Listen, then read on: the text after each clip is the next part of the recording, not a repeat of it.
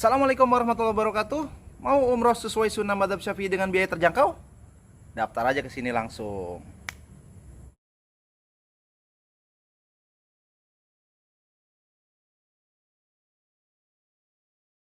Bismillahirrahmanirrahim. Assalamualaikum warahmatullahi wabarakatuh.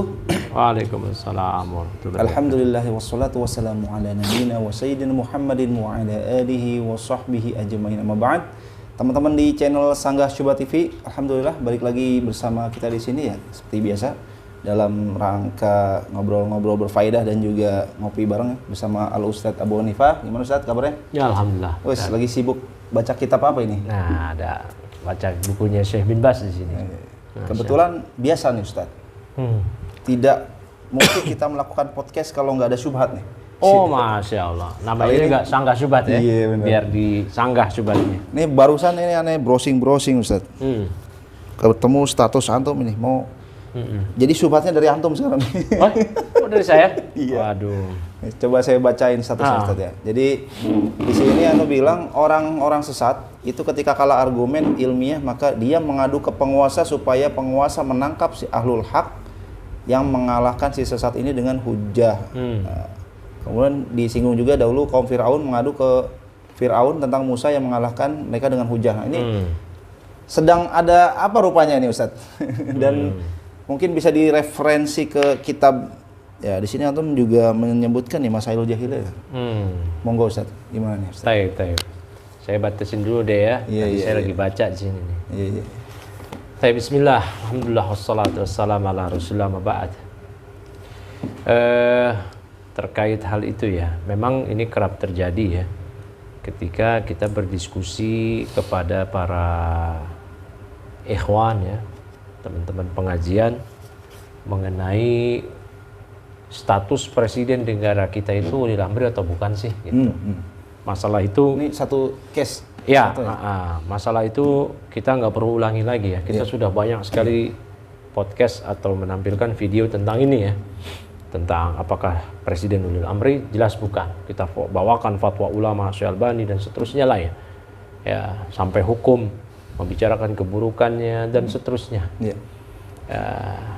Nah, ketika kita bahas demikian, ikhwah-ikhwah ini, ikhwan pengajian maupun ustadz-ustadznya, harusnya mereka membantah dengan argumentasi, dengan hujah, dengan kitab penjelasan para ulama.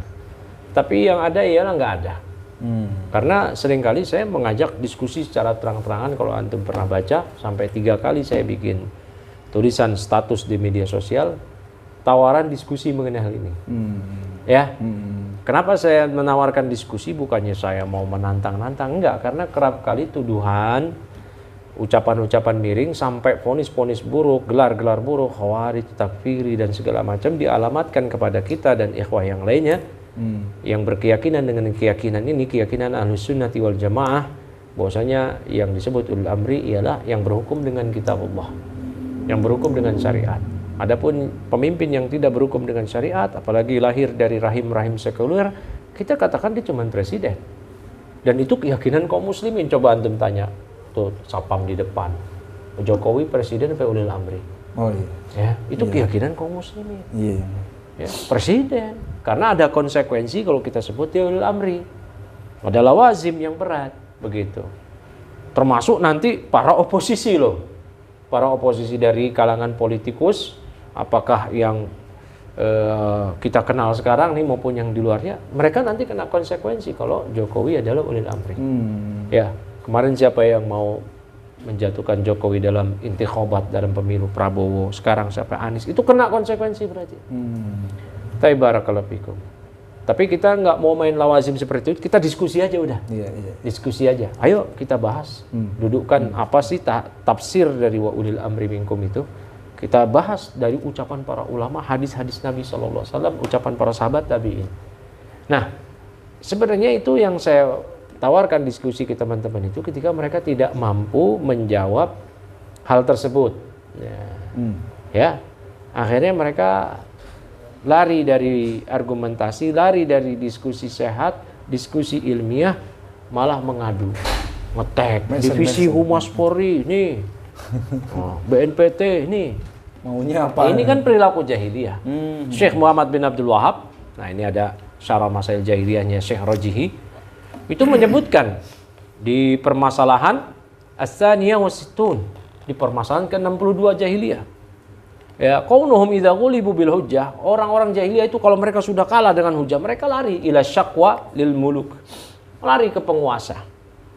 Ya, dan itu juga dulu perbuatannya kaum Firaun. Ketika kalah hujjah dengan Musa, mereka ngomporin Firaun. Ini dibawakan ayatnya oleh Syekh Muhammad bin Abdul Wahhab. Qalu atadaru Musa wa qaumah liyufsidu fil ardh.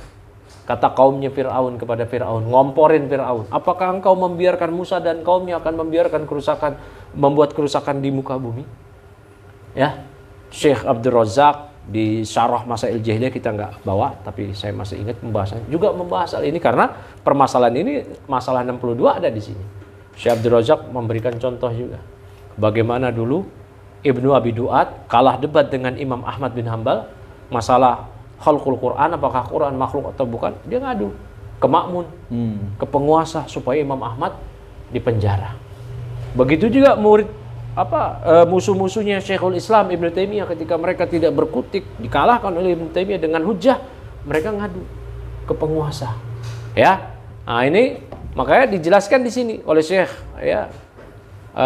Syekh Ar-Rajihi min sifatil kafarati. Ini diantara sifat orang-orang kafir, kalau mereka sudah dikalahkan oleh ahlul haq dengan hak, wa bayyana lahum al-haq jahaduhu bi batilihim wa yuqabilunahum bisyaqwa 'inda salatin wal umara. Nah, itu kalau mereka udah kalah dengan ahlul haq, ketika ahlul haq sudah membantah mereka, menjelaskan kebatilan mereka dengan hujah, udah mereka cuma bisa ngadu ke penguasa. Ya, minta kepada penguasa, wa talabu habsahum wa darbahum. Ya, udah minta kepada penguasa untuk ditahan mereka, dipenjarain mereka, dipukul, waqat lahum, dibunuh mereka. Ya, wahadihi min sifatil kafarati qadiman wa hadisan. Ini sifat orang-orang kafir aslinya, dahulu dan sekarang. Wahia min sifati a'da'illahi wa min sifati ahlil bid'ah. Bahkan ini sifat para musuh-musuh Allah, sifat ahli bid'ah, semuanya demikian. Bahkan kata Syekh, hadad da' qadim, ini sebenarnya penyakit lawas. Penyakit lawas. Fal kafaratu atba'u fir'auna fi zamani Musa alaihi salatu wassalam. Ini ya, orang-orang kafir pengikutnya Firaun, mereka datang mengadu kepada Firaun karena Nabi Musa mengalahkan mereka dengan hujah. Mereka ya udah mengucapkan, atadaru Musa wa qauma liyufsidu fil ardh. Wahai Firaun, apakah engkau membiarkan Musa dan kaumnya membuat kerusakan di muka bumi? Udah gitu-gitu aja. Ya, gitu-gitu aja. Nah, ini kata Syekh Rajihi juga para ahlu bid'ah juga bersifat dihadiri sifat dengan sifat-sifat ini. Kalau ahlu sunnah wal jamaah sudah mengarahkan mereka dengan hujah, mereka kabur dia ke sultan. Kama fa'ala Ahmadu ibnu Abi Duat. Ya, sebagaimana dilakukan oleh Ahmad bin Abi Duat. Ru'us bid'atil i'tizal, pentolannya bid'ah Mu'tazilah fi asri, di zaman beliau. Ya, dia ngadu ke zaman pemimpin Al-Ma'mun ketika Imam Ahmad bin Hanbal mengalahkan dia dengan hujjah, menjelaskan keyakinan yang batil dia dan menjelaskan haknya keyakinan Ahlussunnah wal Jamaah yang bertentangan, yang kontra dengan keyakinan dia. Dia cuma bisa ngadu. Ya. Tapi sama Ibnu Taimiyah juga demikian. Ketika Ahlul Bid'ah kalah, nggak bisa bantah, ngadu ke penguasa, sehingga Ibnu Taimiyah dipenjara, Imam Ahmad dipenjara, disiksa, sehingga Nabi Musa dizalimi oleh Firaun, mau dibunuh berkat komporan para musuh-musuh dakwah yang nggak berkutik. Nah, ini juga nih, ayo diskusi masalah ulama. Ini kan pembahasan yang ada di kitab-kitab.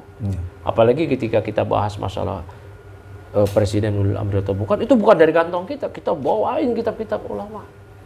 Ya, bahkan di kesempatan ini pun juga kita mengundang, kita siap diskusi dengan siapapun masalah ini. Ya, agar supaya tidak ada lagi ya hal-hal yang jahat lah, framing jahat lah seperti itu. Diskusi ayo.